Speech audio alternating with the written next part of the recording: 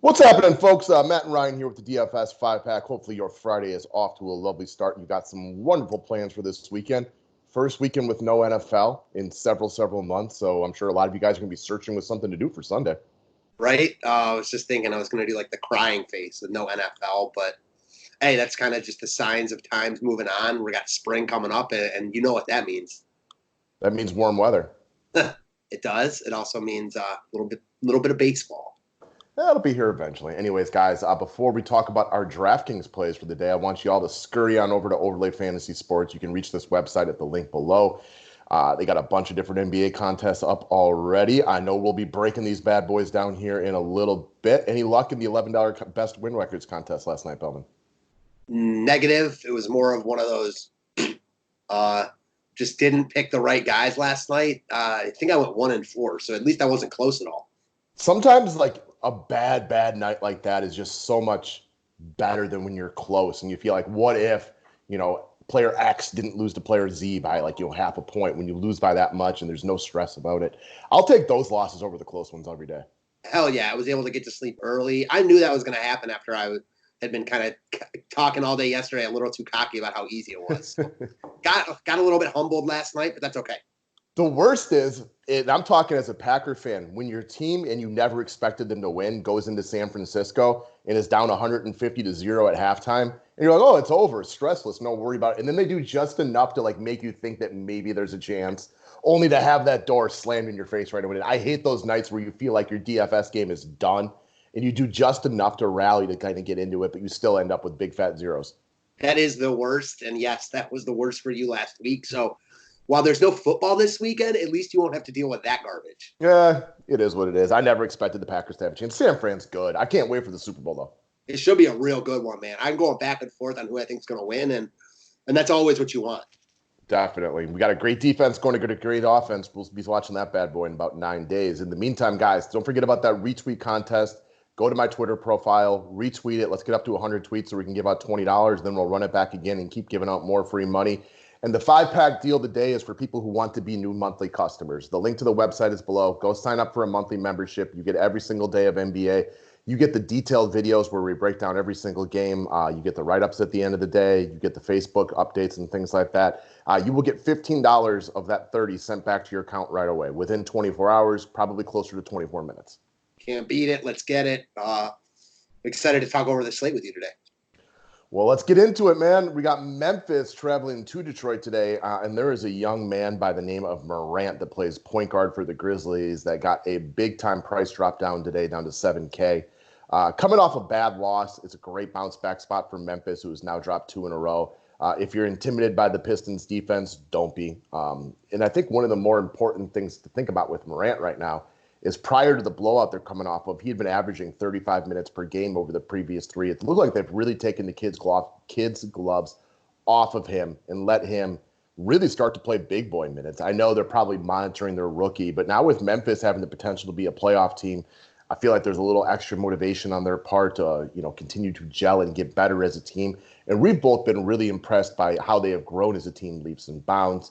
I don't normally try to dig into the well for look for extra motivation, but when you're probably the current rookie of the year, and then there's this guy with a little bit of hype attached to him named Zion, who just played, what a great game to grab a little extra motivation to show off to the public how great you are.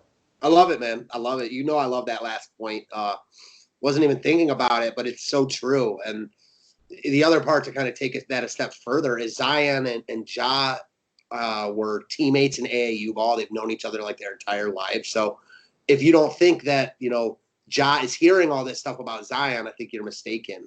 For you to even mention this point, I know it's something that you were thinking about at least a little bit. And again, we're not playing him because of that last bullet point. But when all the other things line up and you can go in with that little extra bonus, I love it, man. That's exactly it, because you know me, I sometimes people oh, I like player X against player Z because his favorite breakfast is Cheerios, and this is the hometown where Cheerios is made. I'm like, I don't get how that correlates. But I was looking at Morant real hard, and that last point was one more kind of, bullet in your gun of why you might want to use a guy like this. For me, it's a lot about the price drop and a lot about coming off of 2 losses. And at this point, there's some other decent players on Memphis, but look for your alpha to kind of take this game over. Get you guys the dub, play hard, and at only 7K, it's a very fair price tag. I like him a lot here. Good call. All right, next up is your boy Myles Turner. Big thing here is there's no Brogdon, and it's the Warriors. They're pretty much weak against everybody. Yeah, I brought up a couple guys from Indiana here just because I thought they were really nice filler pieces. Any format. You've got Golden State, who is a team I know you love to pick on because they're not good. They play at a fast pace, and they don't play any defense. As you mentioned already, Brogdon's out. And both guys I mentioned from Indiana, starting with Turner, are under 5K. So Turner's been very underwhelming this year. Both you and especially I expect more from him. With Sabonis there, he just doesn't need to do a lot. He stands by the three-point line way too much. But in a spot like this, in a big-time pace upgrade against Golden State, even in his past couple games where he hasn't been great, he's still walked into cash game plus value in those spots. I expect a similar type performance here. He's not going to break the slate, but I expect around 30 DK points on a good night tonight, and we'll take that and move on is how I look at it. It's also a good game against a sloppy, unorganized Golden State team to throw a block party, as they try to get to the basket, and that's one of the things that he does about as well as almost anybody in the league, with the exceptions of maybe like a Brook Lopez, Mitchell Robinson when he actually gets his run, and of course Hassan Whiteside. So Turner's very good on the blocks, and this is the kind of team that you can get several of those against. Definitely. Great call. Should be a turnover-filled game. And without Brogdon, Indiana, all the other guys in Indiana kind of move up a rung. All right, so I'm going to talk about Rudy Gay of the San Antonio Spurs, because there are not a lot of crush spots on the slate where you look at it and you're thinking, man, this is definitely a place I got to go. But the Phoenix Suns are definitely one of the teams that we are more likely to pick on than some of the other ones out there. Phoenix at San Antonio, I think this sets up for a relatively quality game.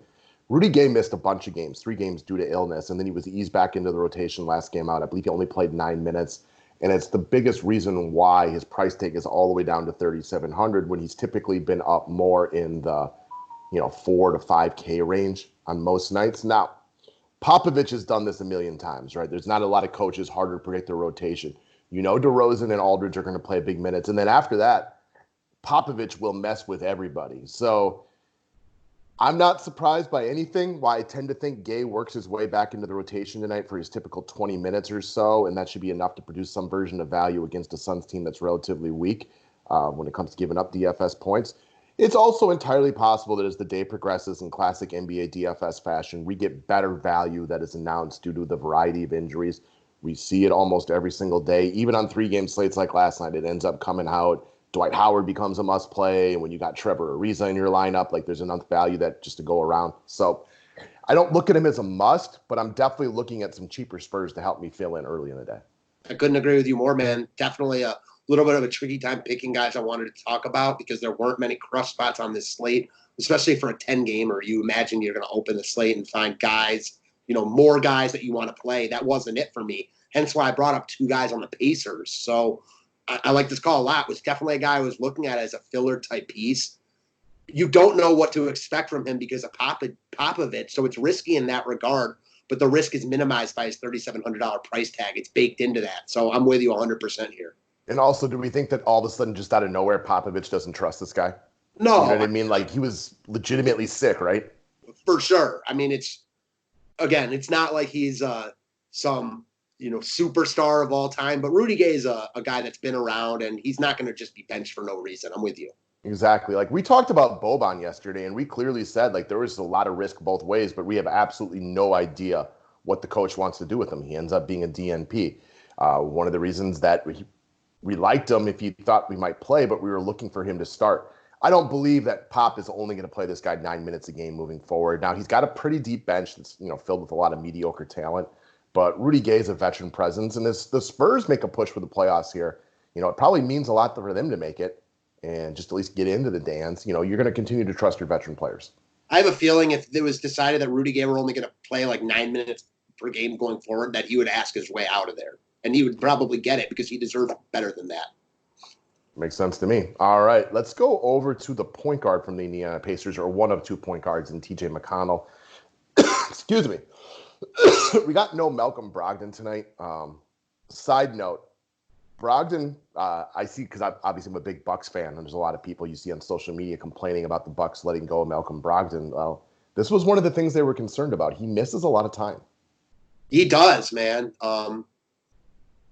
He does miss a lot of time. I was hearing, yesterday I was reading an article about like the All-Star game and about like, Zach Lowe did his starters and he had Lowry as like the second East guard spot and, a bunch of other guys in consideration there. And Brogdon was one of them. But after his really hot start to the year, Brogdon has cooled down. And the other point is what you just said. He misses a lot of games. So Brogdon is rock solid, man. That's not what I'm trying to say. He's not, but he's not quite on the level of the Kyle Lowrys of the world. And I get that. All right. So with Brogdon out tonight in concussion protocol, I think that we're going to see the standard Indiana move, which is to play Aaron Holiday in the starting lineup and let TJ McConnell come in for his 20 to 25 minutes a game to run the point. I have to assume, because I believe Holiday is actually cheaper than McConnell and going to be the start, that Holiday will get a buttload of love and McConnell will get some love. Would you say that's probably what you expect as well? Yes, sir. Okay. So if they were to play equal minutes, who would you prefer, McConnell or Holiday? And that price not included. It's very close. Probably McConnell, but I could make the case for either of them. I think they're both wildly in play. I like the floor of a TJ McConnell, and he's a excellent little player to run the show. You know what I mean? I like what he does when he's in there. Again, this guy's never going to be an all-star or anything like that. He likes to cut his jib. Yeah, exactly. He runs the show well. Aaron Holiday might be a little bit flashier. There's probably more talent with Aaron Holiday, and there's no reason that you can't play both of them. 100% agree with that point, man. So, I mean, look what you're looking to do. I think you get a very chalky Aaron Holiday, who you can play with or without McConnell. And then you get McConnell, and he won't be unowned, but I would guess he's definitely lower owned. Most definitely, I agree with you. McConnell's also playing really well right now, so we don't want to be like a victim of just box score watching, but that's a true statement. He's playing well right now. He's coming off 2 back-to-back really nice games. No Brogdon tonight in a really good matchup. I'm not going to be surprised if this game gets out of hand even without Brogdon, and that only helps McConnell here. There isn't a Warriors game that I don't think couldn't get out of hand. Exactly. I mean, listen, a lot of guys on Indiana are in play here, in my opinion. They were already in play before Brogdon was out. Now Brogdon's out. It just moves everyone up the pecking order. You mentioned the steals and blocks with Myles Turner. Same applies for McConnell, who you saw last game had 3 or 4 steals. Not going to expect that here, but if he has 2 steals, I'm not going to be surprised in the least. Cog in the machine type of play for me here, and I love your ownership's points on him and Holiday. And just to reiterate, I think playing both of them together is wildly in play. So, well, here's my question for you. You mentioned steals and blocks for McConnell. You don't think McConnell throws a block party tonight as a 6'1" white guy? You don't think he's out there getting 3 or 4 of those? I only meant steals. No, TJ McConnell has block game like you and I do. He is not a big dude. I get it. Every once in a while, you can maybe get your finger on the jumper of one of your fellow point guards. But yes, he's not a bad little theft artist. He's very quick. He's very intuitive about what's going on around him. So I wouldn't be surprised to see him with a couple of steals. And I wouldn't be surprised for him to go right back into double-digit assists. Could this game get lopsided? Very possibly. Every time the Warriors play, that game has an opportunity to get lopsided because they're just not very good right now. And that would be possibly advantageous for McConnell. One of the things we do like to discuss, it depends when the game gets lopsided. For sure. I also feel like, anyone could lose run in a blowout, but I don't see McConnell as being a guy that's going to lose run. I just don't. I mean, again, you've already mentioned it. He probably won't even be starting. So Holiday's the starter there. He's not a guy that gets major run anyways. So I look at it more as an opportunity for him to get more run.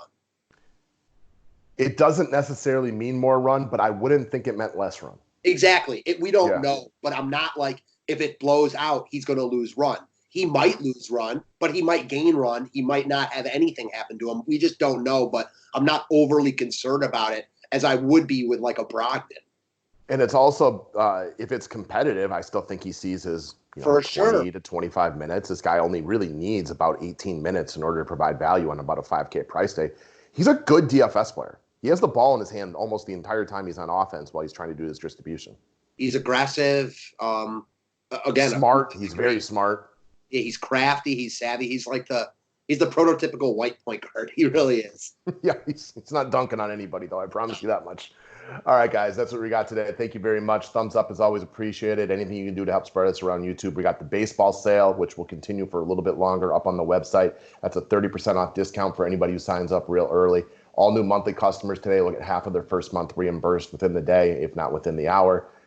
Thank you very much for watching, and have a kick-ass Friday. Thanks, guys.